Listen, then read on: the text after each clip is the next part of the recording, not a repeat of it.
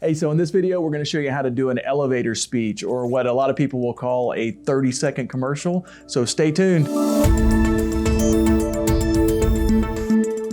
Hey, this is Doug Standard with Fearless Presentations, the fastest, easiest way to eliminate public speaking fear. And on this video, we're going to show you how to do an elevator speech. Or, there's lots of different terms that people will use for this, like elevator pitch or 30-second commercial, or in the olden days, a 60-second commercial.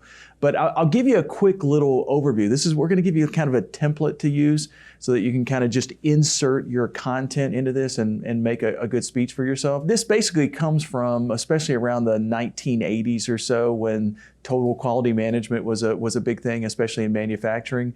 And basically what these TQM trainers were kind of teaching people was that, hey, if you happen to be on an elevator with an executive, you have to be able to make a pitch to that executive on something that you're working on before the elevator kind of reaches the top floor of the executive floor. So basically what they were focusing on was a really short kind of speech, or a really short persuasive pitch that you could kind of give to somebody to let people know exactly what you're working on and to get them to kind of want to know more. And that's really where this came from. Now, in the 90s especially, the sales trainers started picking up on this and using it for salespeople to introduce themselves to potential prospects. But in reality, you can use this a lot of different ways, whether you're in sales and you're trying to find new prospects, or if you're trying to get your executive or your manager to buy into a project or fund a project, or maybe it's just networking. You're just trying to go out to a business card exchange or something like that. This is the type of speech that you can do to help get people coming toward you. Now, the analogy I like to use here to explain how the template works is pretend like you're fishing, right? So when you're actually going out, you're trying to, when most people think of fishing, a person who's going out fishing is not going to go out, stick his or her head in the pond or the ocean and start screaming to the fish about how great they are, right? So that's not the best way to catch a fish. What you have to do is you have to kind of bait the hook, give them something that they want, and then slowly kind of start to pull it back from them. And that's kind of the technique that you want to use in your elevator pitch as well. There's 4 different parts to this template. Number 1 is an introduction. So the first thing you want to do is just give yourself a quick introduction. Now, the faster the better on this. And really what you want to do with your introduction is you want to get the person to kind of ask you more questions about yourself. So like, for instance, if I'm going to introduce myself, I would say something like, hey, I'm Doug Standard. I'm a professional speaker for the Leaders Institute. Now, now that's really short. That's only like 8 words or something like that. It's really, really quick and easy. But the things that I've kind of put in there are things that are going to make somebody want to ask me questions about that. So like, this is a little different from the introduction. You'll notice that the introduction that I did for myself at the beginning of this video was telling you about Fearless Presentations. And I kind of explained it because some people may not know what Fearless Presentations is or what the Leaders Institute is.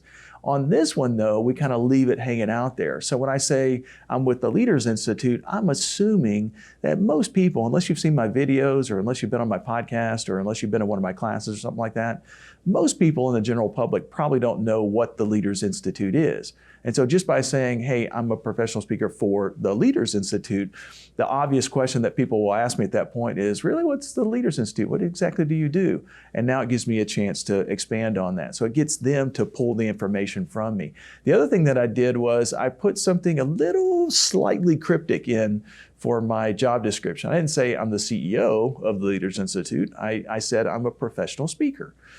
So at that point, a lot of times people will hear the words professional speaker and they'll go, really? What? How do you speak for a living, right? So basically, I'm getting people interested in me by just the first few words that I'm kind of saying. So that introduction is pretty important. Second thing that you want to do is you want to tell them what problem you solve for the general public. So like, for instance, and by the way, when you tell them what this problem statement is, if you can focus on a problem that you think this person might be experiencing, then it's going to make them want to ask you more questions about that as well. Now, the big trap that people will fall into at this point is once they kind of tell the person their name and their company and a little bit about what they do, a lot of times what happens is the person will respond with a question, and they say, well, really, what's the Leaders Institute? And all of a sudden, the salesperson things come out. They kind of jump on the person they're talking to, and they say, well, let me tell you what the Leaders Institute does.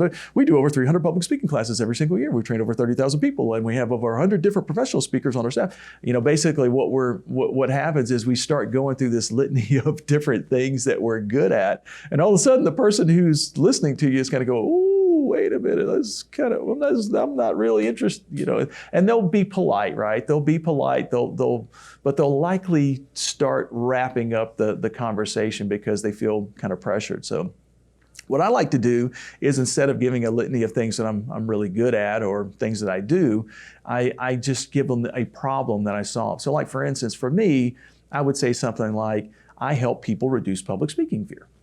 And they'll go, really? How do you do that? So again, I'm just casting the line out, and I'm waiting for them to respond. I'm waiting for the fish. I'm waiting for my prospect to give me something back. And that question is usually a big opening. Now, just so you know, one of the best ways to get people to ask you questions about what you do so that you can kind of promote yourself just a little bit is to ask them questions. So if you're genuinely interested in the other person while you're giving this speech, it will make it much, much easier, because if you ask them what they do for a living, there's a good chance that in response, they'll kind of come back and ask you what you do for a living. Now, the third part is really the thing that it's kind of unique to the way that we teach this. I don't know of a whole lot of other organizations that teach the elevator speech this way. But what we like to do is, once we tell them what problem they solve and they come back to us with an additional question, they say, oh, really? How do you do that? I like to answer with an example, a real life example of how I've helped somebody solve that problem. So like, for instance, if they say, well, really, you help people reduce public speaking fear, how do you do that? Well, let me give you a quick example. Just last month, I was in Florida teaching a program for Whole Foods, and they had a bunch of their executive team. These were the folks that actually went out to the stores, especially the new stores that were being opened up, and doing a lot of the training and getting the new folks up to speed. And of course, in that kind of situation, they have to be very confident. They have to be very poised. They have to make sure that the people who are listening to them, or the people that are in their audience, trust and respect them. So we just went through a step-by-step process to help them design those introductory speeches to where they could just nail those things one after the other. So basically, all I'm doing is just giving a quick little example of one time that I've helped people solve this problem. Now, I've been doing this for 20 years, so I have thousands of different stories that I can pull from. I just pulled one that happened last month because it's very recent, right? So you can kind of do that in your own speeches as well. So the fourth stage, or the fourth step in the template, is what I call a subtle takeaway. And this one is a little bit controversial, but I find it works really, really well. Basically, instead of pushing somebody to kind of come to us and do a call to action. So if you ever need public speaking training, then you should call me, that kind of thing. That's kind of cheesy, and it's going to make people kind of go, well, I'm not really sure. What you do is you do what we call a subtle takeaway. So instead, you might say something like, now, I'm sure the company you work for probably has a tremendous number of really fantastic professional speakers. So you guys probably don't need the kind of service that I provide, right? It sounds contrary to what you want them to do, because if you're in sales and you're trying to find prospects, we would think that by telling them that they don't need our service, that we're kind of letting them off the hook and they're not going to be really interested in what we have to say. But in reality, what tends to happen is people want to disagree with us. So it's kind of funny, because if they say, oh no, in fact, man, our presenters really suck at this, right? So now all of a sudden, it kind of gives us an opening to kind of promote ourselves. So basically, those are the four stages. The first one is a quick little introduction. Step number 2 is tell them what problem you solve. Step number 3, give them a quick example, a 10-second, a 15-second, a 20-second example of how you solved that problem for somebody in the past, and then subtly take it away. And if you do those 4 things, you're going to have a fantastic elevator speech. Hey, so make sure and hit the subscribe button below and leave me a comment. Let me know how this is working for you. If you have questions, just leave those in the comments and we'll follow up with you. All right, I'll see you on the next Fearless Presentations video.